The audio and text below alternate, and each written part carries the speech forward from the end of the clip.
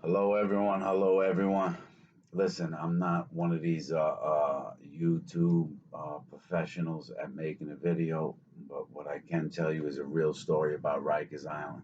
All right, I spent 3 years on Rikers Island as a prisoner. Uh, those years were 1996, 1997, 1998, and I would be sentenced to 12 to 25 years and get sent up to prison. But this is about Rikers Island. Rikers Island is a jail.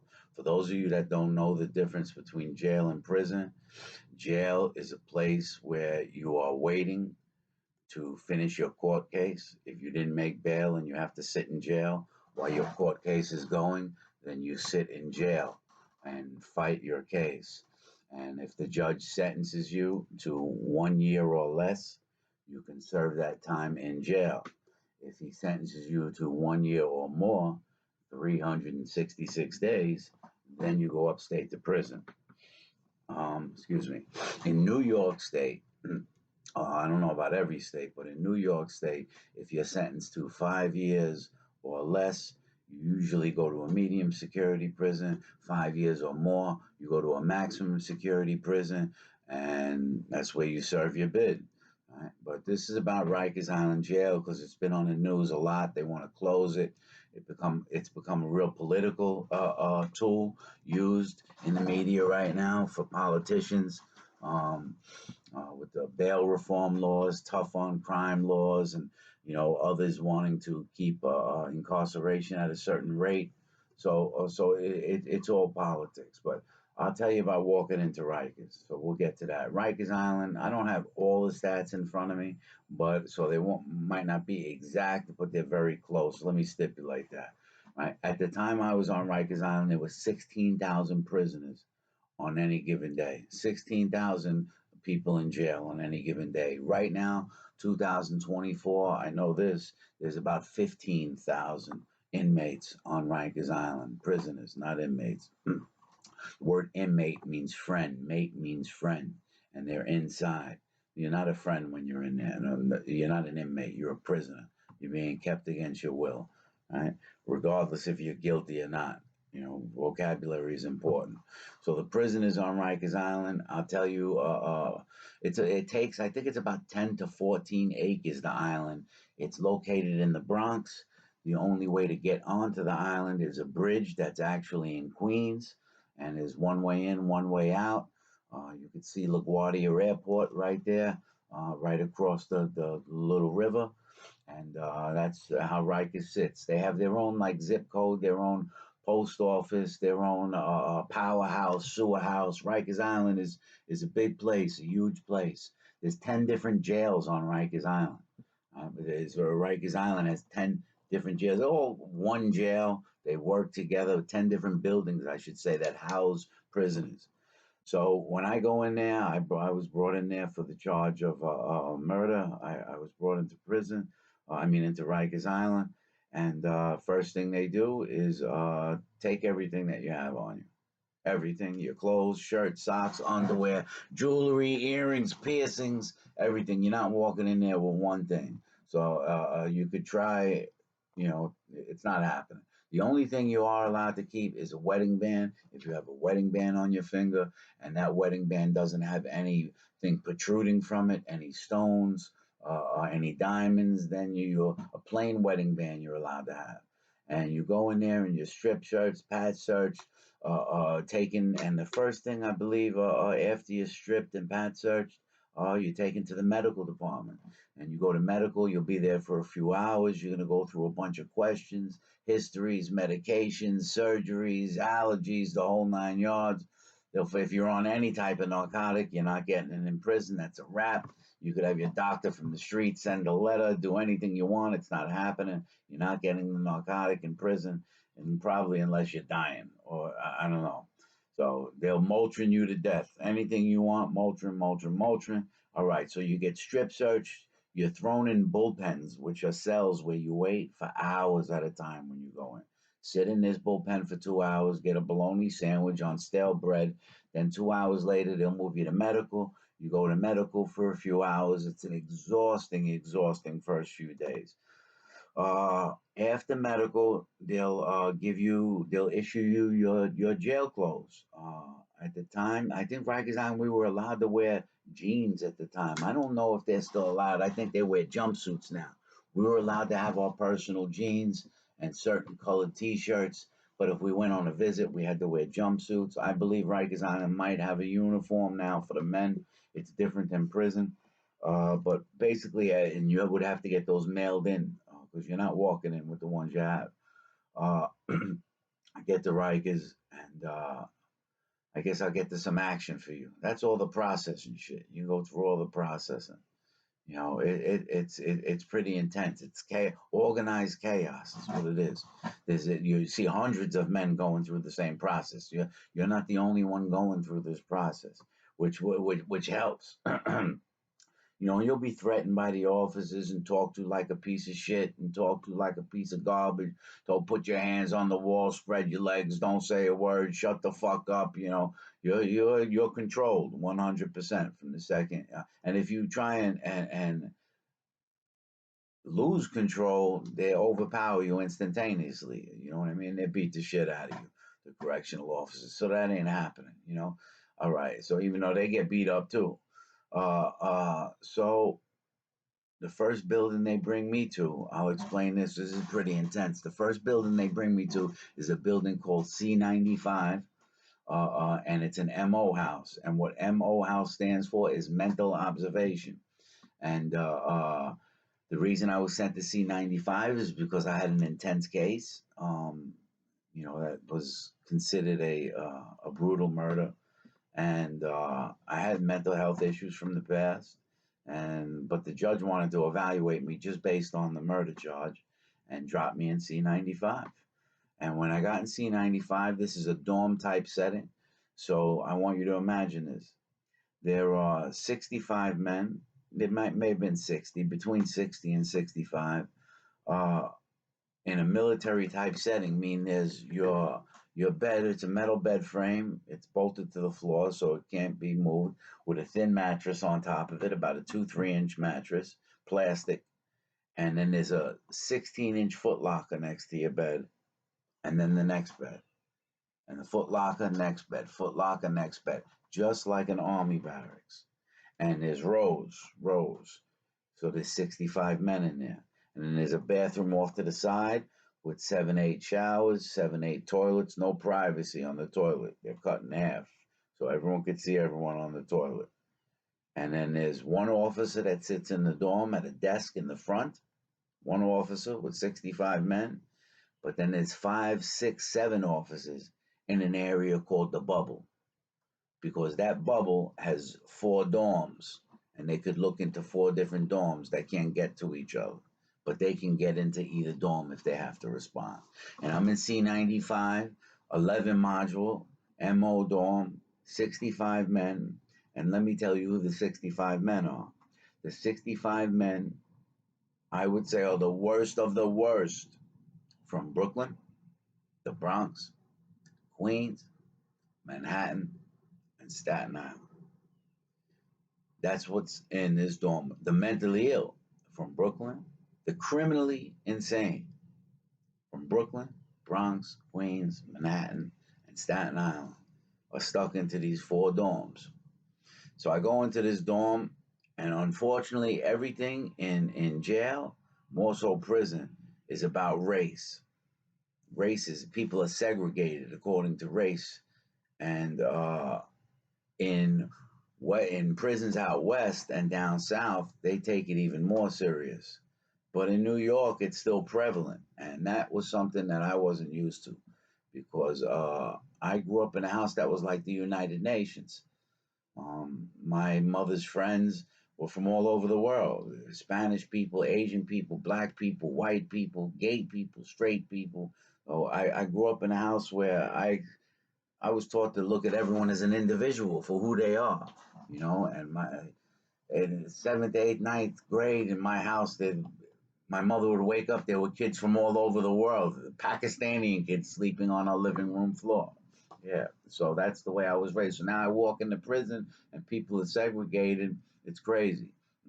I have stories about that because I beat a lot of people up over that in there.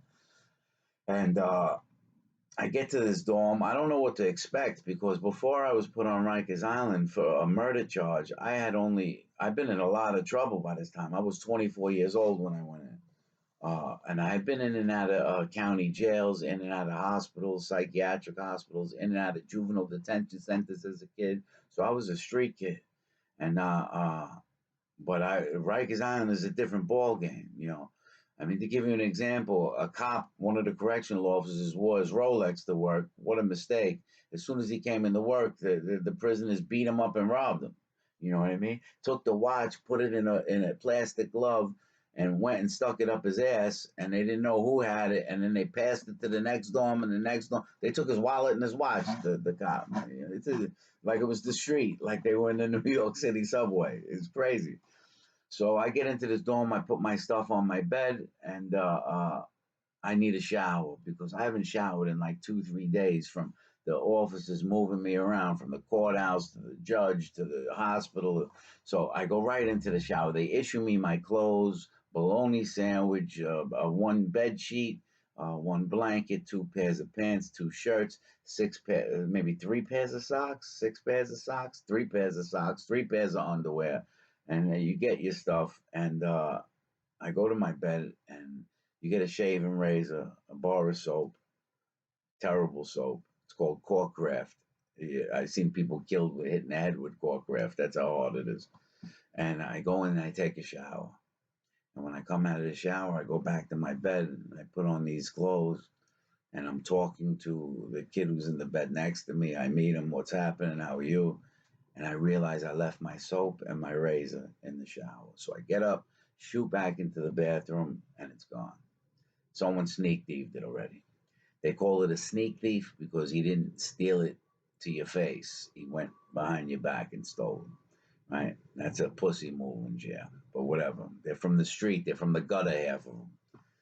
So I see who's in charge of the dorm. Right? I could see where I was watching for an hour. I could see who's in charge of the dorm. There's a guy that got the dorm and smashed. His name is Big Lee.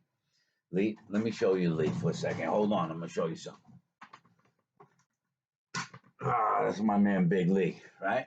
That's my man Big Lee right there. Can you see him? That's me and Big Lee. So that's when this is years later. This picture's only a year old. I went to see Lee up in another prison. He just got out, my man, after 27 years, 29 years. But I'll tell you that story another time because I got out 10 years ago and Lee stayed in there. We started the bid together on Rikers Island. So for the 10 years that I've been home, take care of my man Lee. Bring him packages, visit him. I picked him up when he walked out the door, made sure he's all right. That's my man. But anyway, I meet Big Lee and I tell him, listen, I tell him the story that someone swiped my razor. And I said, can I make an announcement to the whole dorm? Is that, so he said, yeah, but wait till 10 o'clock at night because people are on call outs. They may be on a medical call out, a visit, but 9:30 at night, everyone comes back to the dorm. So I said, what about the cop if I give the speech? Is the cop going to give me a problem? He said, the cop don't give a shit about nothing. He don't care about nothing. Good. All right. 10 o'clock comes. No one knows me in the dorm. I go to the front of the dorm. I said, can I have your attention? And 65 guys turn around and look at me.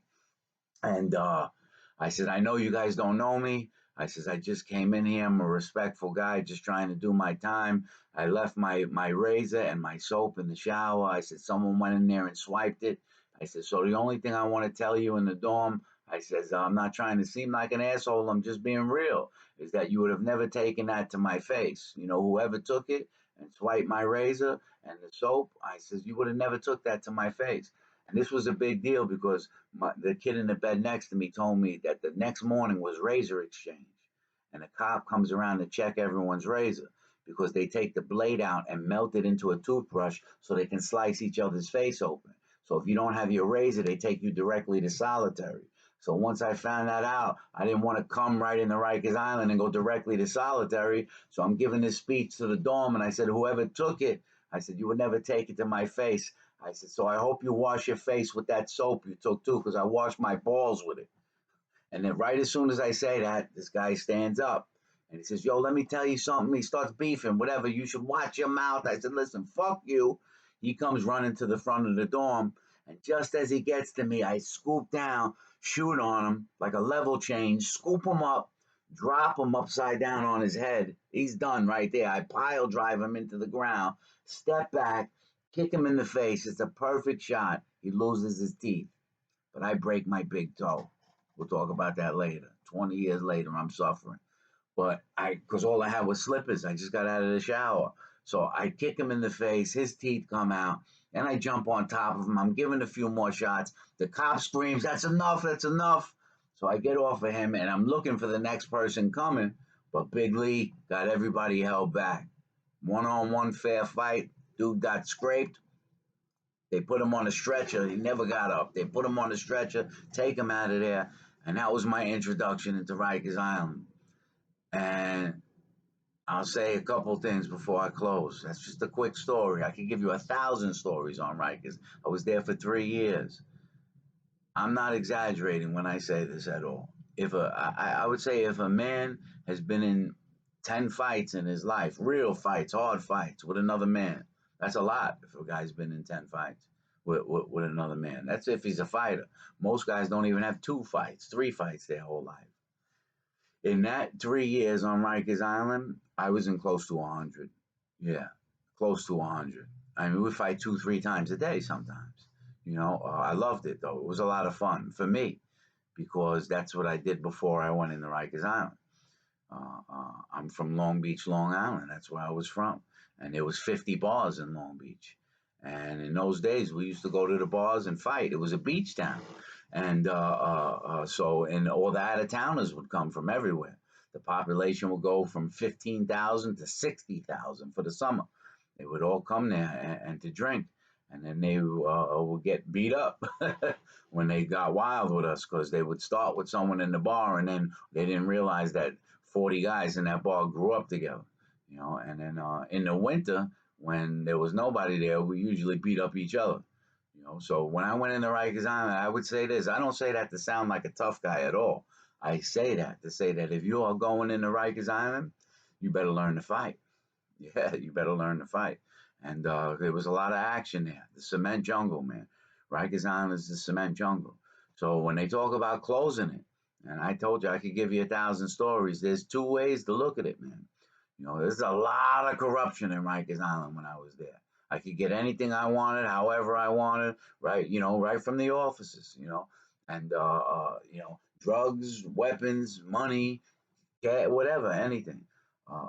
So that's one part that wasn't functioning great, because the average officer was off of the same streets as the prisoners that were in there. That's just the truth. The officers were from Queens, Brooklyn, the Bronx, and Manhattan. And so that caused a problem there. That made it not function properly because the truth is, when an officer was speaking, if you didn't see who was speaking, you couldn't tell if it was an officer or a prisoner speaking. And so it was a dangerous place. The structure wasn't there. Rikers Island would be safer if it was more structured, if it was more almost military-like. If it ran like Attica Prison, there wouldn't be the problems there. So that's just one. The other issue is this, is that you have 15,000, 10,000 dangerous men. Dangerous. That 80% of them maybe shouldn't be in society until they get their lives together. And so what do you do with them? A lot of these people are individuals who never worked a day in their life, and they live their lives to take advantage of every single person they meet. Many of them are very violent. Rapists, robbers, home invaders, carjackers, kidnappers, child molesters, burglars, murderers. What do you do with them when you close Rikers Island? So that's a little story about my time there. If you want to hear another one about Rikers, you let me know. Until then, I'm out of here.